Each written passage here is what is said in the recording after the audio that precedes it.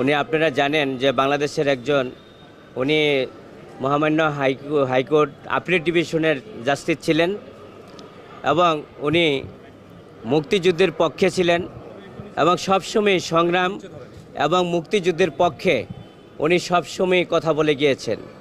বাংলাদেশের একজন পরিচিত মুখ এবং আজকের যে জুডিশিয়ালটা, এই জুডিশিয়ালটা যার হাত ধরেই অত্যন্ত শক্তিশালী হয়েছে, মানুষের আস্থা এবং বিশ্বাসের অর্জন যেটা সম্ভব হয়েছে সেটা এই শামসুদ্দিন মানিকের পক্ষে সম্ভব হয়েছে। আপনারা জানেন আজকে যে অভিযোগ করা হয়েছে শামসুদ্দিন চৌধুরী মানিকের, এই অভিযোগগুলি কোনোভাবেই সঠিক না এবং কোনোভাবেই গ্রহণযোগ্যতা নাই।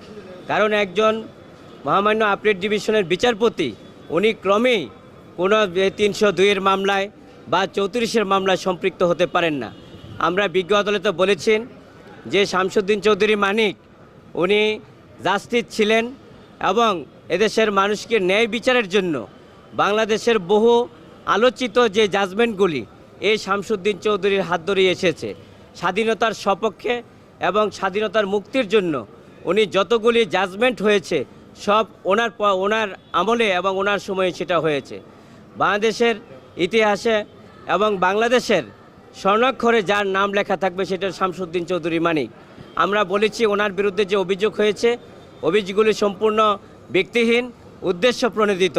আমরা বিজ্ঞ আদালত থেকে বলেছি যে ওনাকে যদি এই মামলায় সম্পৃক্ত করা হয় তাহলে জুডিশিয়ালের প্রতি এবং আইনের প্রতি মানুষের শ্রদ্ধা হারাবে এবং জুডিশিয়াল এবং আইনের প্রতি মানুষের যে আস্থা এবং বিশ্বাস সেটা কোনো ক্রমেই আর ধরে রেখে যাবে না।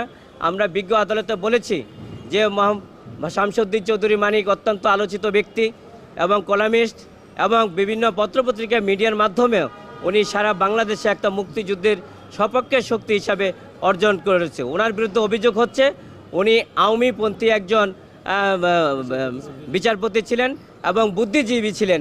সেই কারণেই উদ্দেশ্য প্রণোদিতভাবে মিথ্যাভাবে এই মামলায় সম্পৃক্ত করা হয়েছে। এই মামলায় কোনো ক্রমেই উনি জড়িত না এবং এই মামলার ঘটনা সম্পর্কে উনি জানেনও না, এই মামলার ঘটনা সম্পর্কে কোনো অবগতও না।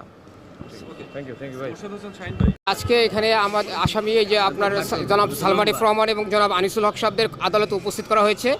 তাদেরকে বাড্ডা থানার মামলা এবং খিলগাঁও থানার মোট 5টা মামলায় তাদেরকে সন্ন্যাস দেখানো হয়েছে। আমরা যেটা এখানে দেখেছি আদালতে যে এই প্রত্যেকটা মামলাই তাদের বিরুদ্ধে কোনো সুনির্দিষ্ট অভিযোগ নেই। তারা ঘটনাস্থলে উপস্থিত ছিল একথাও এই মামলার ইজহারে কোনোটাই বলা হয় নাই এবং তারা ঘটনার সময় কোথায় ছিল এবং তারা কাউকে নির্দেশনা দিয়েছে কিনা এরকম কোনো ভিকটিম বা ব্যক্তিকে পাওয়া যায় নাই, কারো স্টেটমেন্ট পাওয়া যায় নাই যে তারা বলেছে হ্যাঁ ওনারা আমাদেরকে নির্দেশ দিয়েছে আন্দোলন ঠেকানোর জন্য। এরকম কোনো নির্দেশদাতাকেও পাওয়া যায় নাই বা ওনারা কাকে বলেছে তা সেই ধরনের লোককেও পাওয়া যায় নাই এবং ওনাদের বিরুদ্ধে সুনির্দিষ্ট কোনো অভিযোগ নাই। এগুলো ইতিপূর্বে ওনাদেরকে বিভিন্ন মামলায় রিমান্ডে নেওয়া হয়েছে, একাধিকবার জিজ্ঞাসাবাদ করা হয়েছে। এই নতুন করে ওনাদের কাছ থেকে তথ্য পাওয়ার আর কোনো কিছুই নেই। এগুলো জাস্ট হয়রানি করার জন্য ওনাদেরকে সন্ন্যাস দেখানো হচ্ছে এবং আমরা মনে করছি যে এগুলো পুনরায় রিমান্ডে নিয়ে তাদেরকে শুধু টর্চার করা হবে। এর বাইরে তাদের কাছ থেকে যে তথ্য পাওয়ার কথা সেগুলো আগেই তারা সংগ্রহ করেছে, নতুন কোনো তথ্য তাদের কাছে নেই এবং এইসব মামলা তাদের বিরুদ্ধে মিথ্যাভাবে দিয়েছে।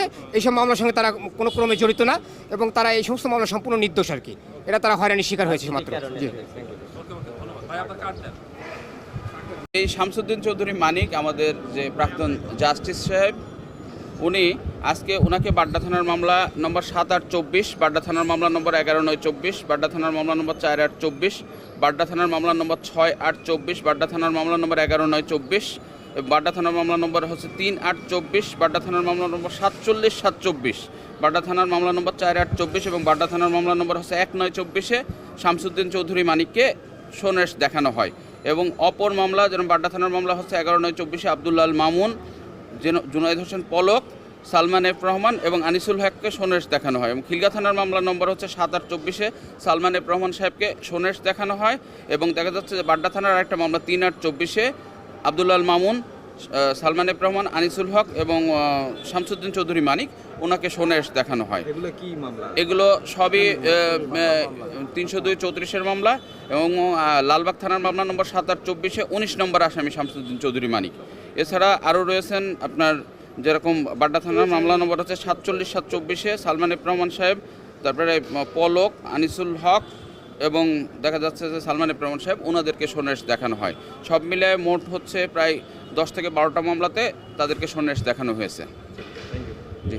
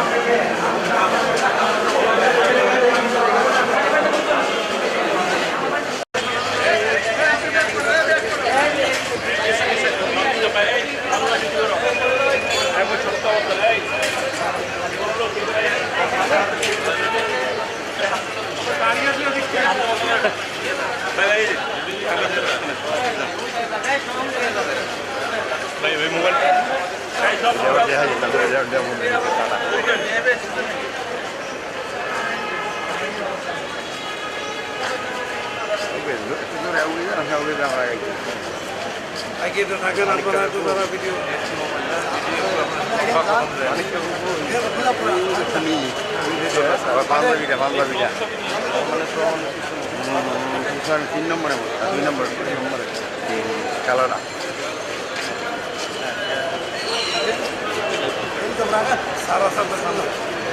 আগে এক হাতে যেতে চালাই যাও এক বছর সাইড সাইড সাইড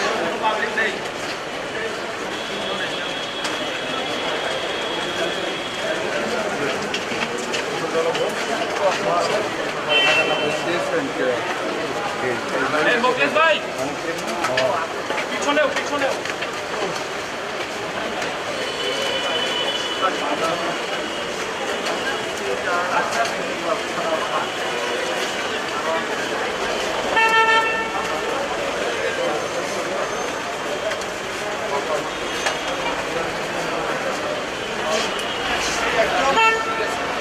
ঠিক আছে আমার ইন্টারভিউ আগাই গেছে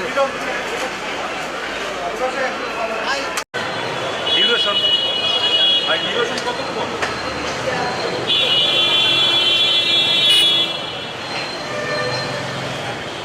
ভাই ভাই সামনে দিয়ে রাখছি কেন এই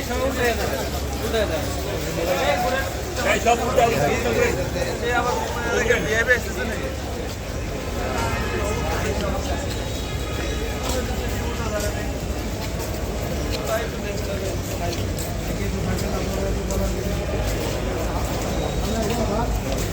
প্রথমে আছে সালমান এফ রহমান, পিছনে সাবেক আইনমন্ত্রী আনিসুল হক, সাবেক বিচারপতি মানিক, পুলিশের সাবেক আইজিপি আব্দুল্লাহ আল মামুন, পিছনে আছে জুনায়েদ আহমেদ পলক।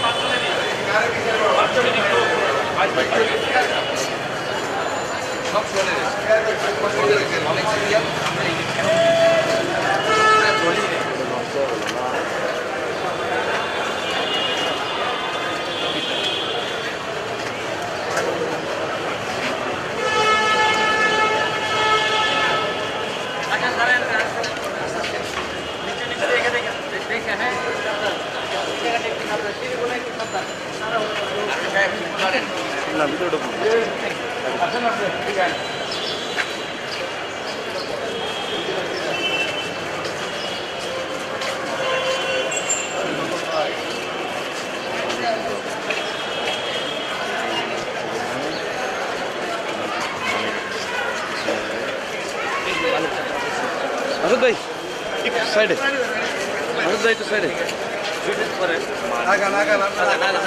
এই শোনেন, আপনি সামনে তো সরেন।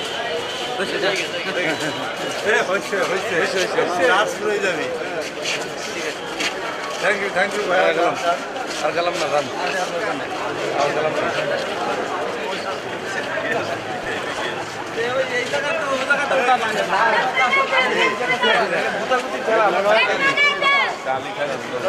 তো